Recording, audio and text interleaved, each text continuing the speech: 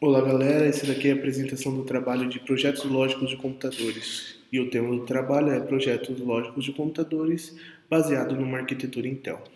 Os tópicos principais do trabalho são subrrotinas, operandos e endereçamentos. Temos mais dois tópicos que depois o Guilherme irá apresentar para vocês. Primeiro vamos falar de subrrotinas. As subrrotinas são pequenos trechos de códigos em que se cria procedimentos para que possa ser utilizado várias vezes.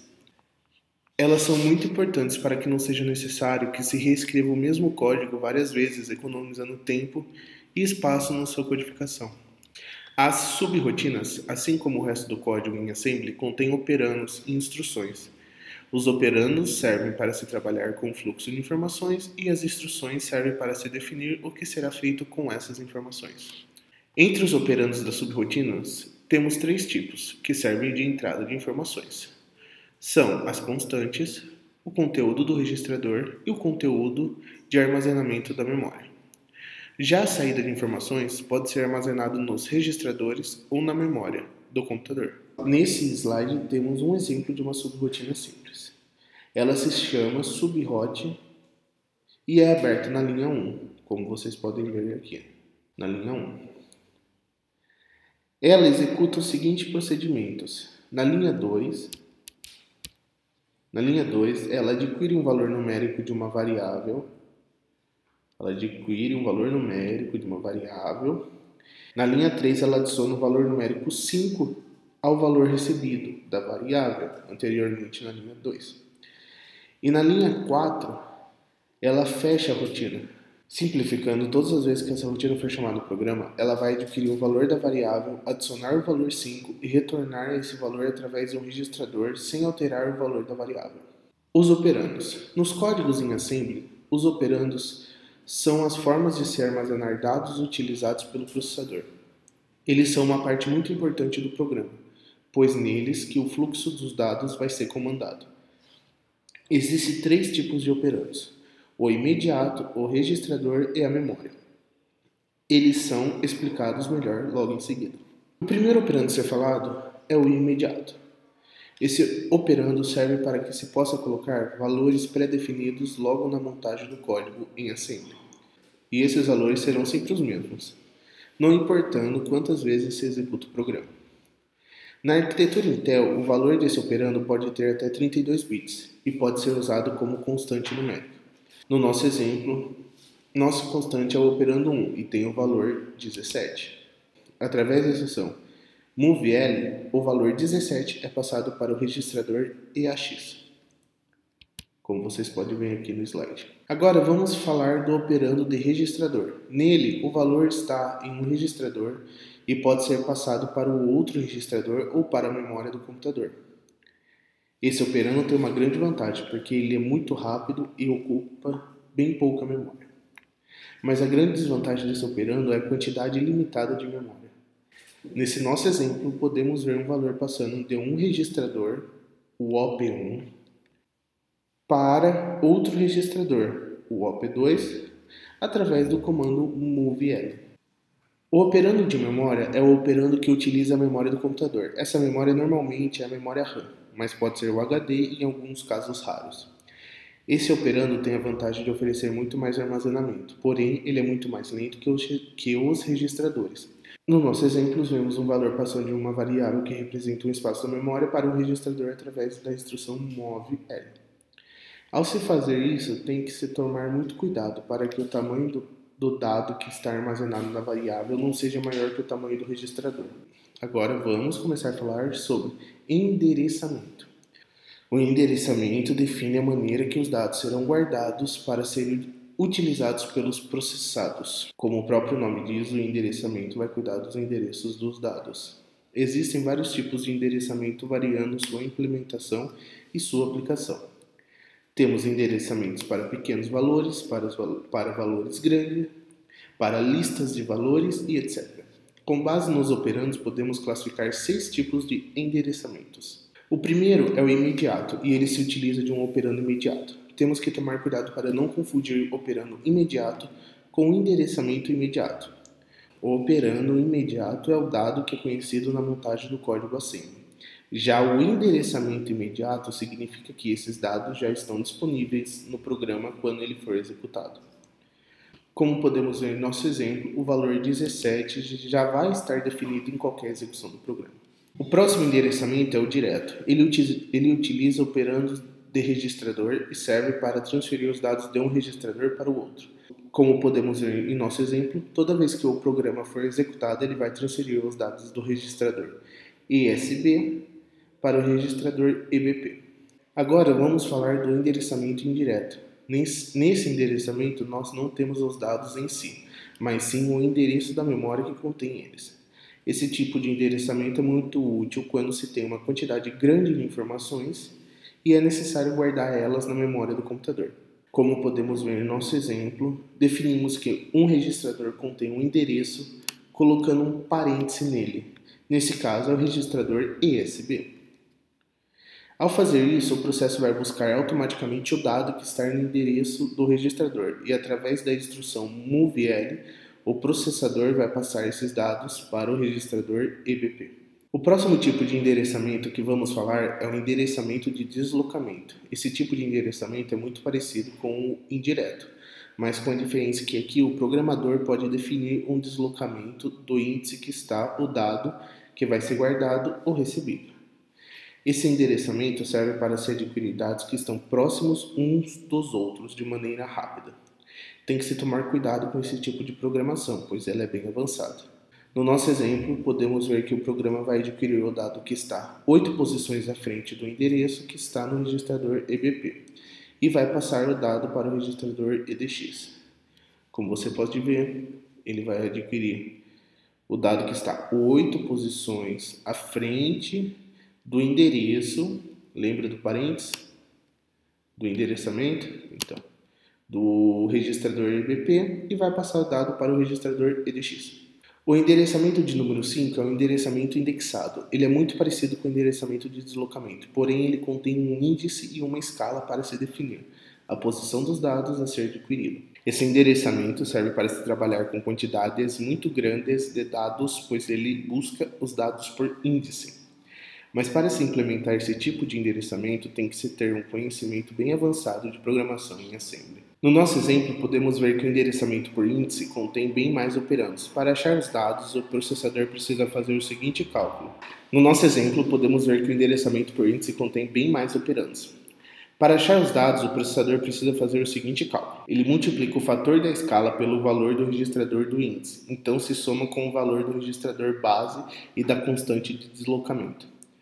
Ficando no nosso exemplo, 4 vezes EAX mais ECX mais 16, o local do dado da memória. Depois o programa manda o valor recebido para o registrador EDX. E por último temos o endereçamento por pilha. Esse tipo de endereçamento é o que ocupa menos memória, porém é o que se utiliza de uma lógica muito mais apurada, pois todos os valores vão para o topo da pilha, então tem que se planejar todo o fluxo dos dados antes de começar a tratá-los. No nosso exemplo, a instrução pushL coloca o valor de EBD no topo da pilha.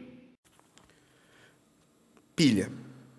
A pilha é basicamente uma área de DWORDS, área de dados de 32 bits, existente na memória em tempo de execução, na qual o aplicativo pode armazenar dados temporariamente. O processador é muito veloz no acesso à pilha, tanto para escrever quanto para ler, porque é otimizado para esta tarefa. As instruções muito simples de push e pop podem ser usadas para escrever e ler na pilha. Estas instruções são muito compactas, possuindo apenas 1 byte quando usam registradores ou 5 bytes quando usam marcadores, labels, ou memórias ou ponteiros para endereços de memória.